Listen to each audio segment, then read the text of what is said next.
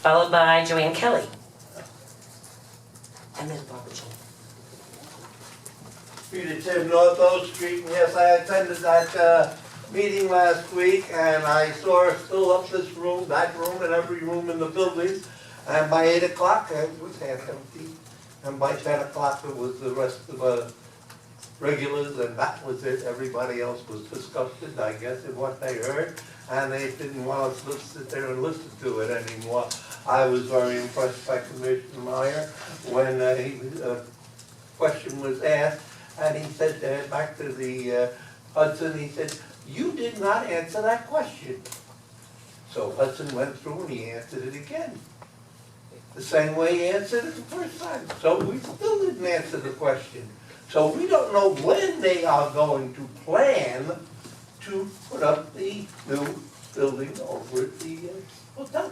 So I don't see how we can do any more business with an outfit like that told us 3 months ago that they were going to have the plan in place by the end of the month, and now we have no idea when they're going to put that up.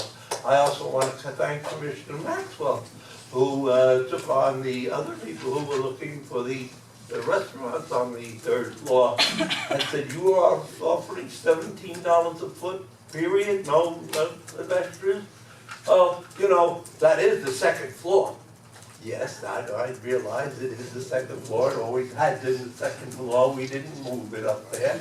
But that was his answer to the question, which of course is no answer at all. So I was very disappointed. I was also very disappointed when I had this draft of the budget, and it shows that you have $2.5 million you have collected at the beach this year, and you also have spent $200 million of it.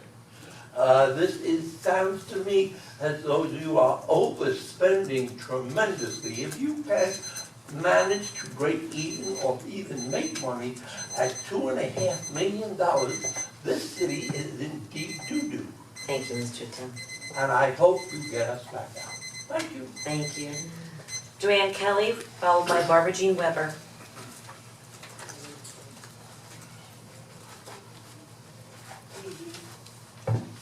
In regard to the casino complex, after listening to the presentations the other night, I assumed from the vibrations and emotions in the air of the room, no real questions would be asked, only negative comments, so I went home. Listening to the video on Wes's website, the recording of the meeting, I was surprised to hear a lot of good questions, and you and the presenters responded patiently. My focus is the pool. Traditionally part of our complex since 1915, whatever, from the old saltwater one to the oversized tilting one we have now, too large for our needs and budget. We need a more moderate-sized pool for the community, including swimming lessons for the kids, without an ugly blank wall entrance not architecturally fitting with the rest of the complex, and located on the north end, back where the old pools used to be. It was one of the parts of the Hudson holding plan I liked. The recent redesign of the casino complex could not include the pool, not enough money. And there still is not enough money, so a public-private enterprise may be needed. That has to be faced and considered as we have started doing, not only for the needs of the pool, but the problems with the whole complex. The Commission needs to make facts known to themselves, starting with a good audit, keeping in mind the future possible expense of our aging pool, and share all with us residents. We need to come together, recognize, identify, and accept what will resolve these problems. This requires a mature approach and compromise, and we all need to respectfully listen. Let's not self-destruct over this issue again. Thank you. Thank you. Thank you. Barbara Jean Weber, followed by Dustin Zacks. Hi, good evening. Oh goodness, I always get nervous when I come up here. I know that each of you, when you walk into City Hall, you're faced with what we have to do and how little money we have. I also know the city manager's intention was heartfelt, send out an ITA. those two sweet souls who showed up here, Mr. Simpson, who couldn't wait to get out of here, and Jiminy Cricket, he's not going to budge an inch, his feet were firmly planted on the ground, and our charming Mr. Michael, who already owns the Daggone Hotel, who could be a hero in this city, with his name plastered everywhere, even on the back of a bus, and honored that he fixed the Daggone thing, but he wants more. And why shouldn't he want more? It's gorgeous. It's the most beautiful beach. Can you name a prettier one? And the problem is, he is not you. He genuinely does not care about and love this city as you do. It's yours, the beach. It belongs to the residents, and you are stewards of it. Yes, my darling Commissioner Maxwell, you're over there frowning. I know you're worried about your Speak to me, please, directly to me, please, madam. You're right. Mayor Price and Commissioner Maxwell.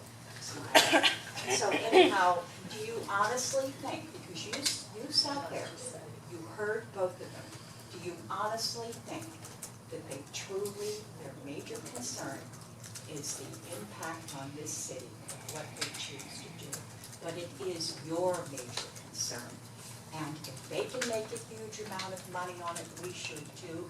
Why in the dickens aren't we marketing it? And could we have a citywide yard sale? Or guess what? Fund me page, Lake Worth City, to keep it without being part of tickets. Thank you. Thank you and good luck. Thank you, Dustin Zacks, followed by Cheryl Rashkin.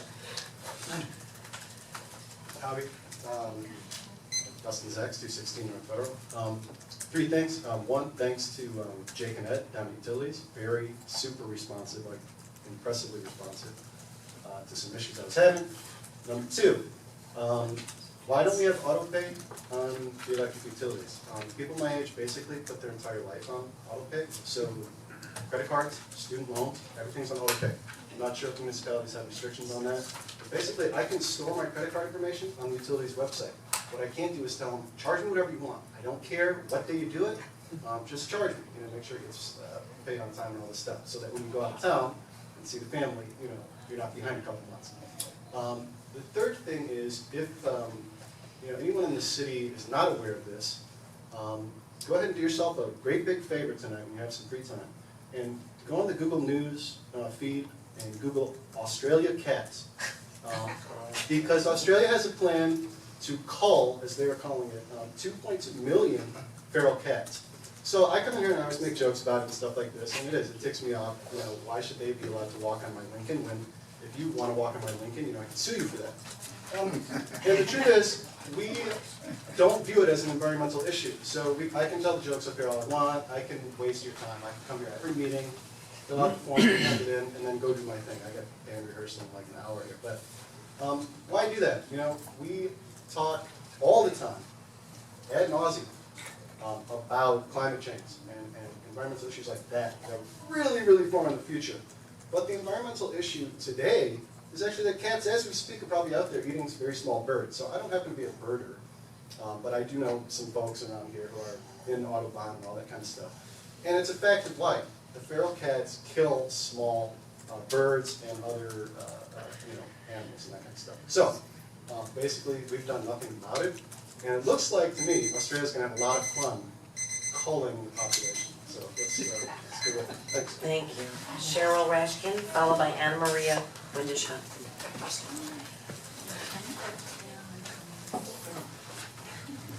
Actually, this is a tag team. Okay. I'm Cheryl Rashkin, and I live in South Palmway. This is Teresa DeVoe. She also lives on South Palmway. We're also very active in a youth organization here in the city. It's the Lake Worth Warriors Police Athletic League. They're fantastic kids. In fact, they're out on the fields right now practicing. They've just begun for the season. We have one small problem this season, and that is we're extremely low on funds. So we would like for you, each one of you, Mayor, Vice Mayor, Commissioners, and Mr. Bornstein, of course, we can't leave you, to look within yourselves, and if you have any discretionary funds left over in your separate districts, can you please donate those to the Lake Worth Warrior PAL Fund. They would greatly appreciate it, and the kids will go on to get new uniforms and some other new equipment that's desperately needed. So that's what we have to say today. Ms. DeVoe? The upside of that is we are behind in our funds because we had a very active registration push this year, and it looks like we're gonna have almost 200 kids in the program. Got 6 to 7 football teams and 3 cheer teams. It was way beyond what we expected. We're thrilled, but it's making funding a little more difficult. And it's another big thing. I think it's going to cost us like $1,200 every Saturday. We have 4 home games. $1,200 just for the referees because now we have so many teams. It's going to be pretty much an all-day thing. And the other thing is, we hope everyone comes out and supports our football league. So that's what we're here to do. Thank you. Thank you. Anna Maria, you want to just read it? Yes.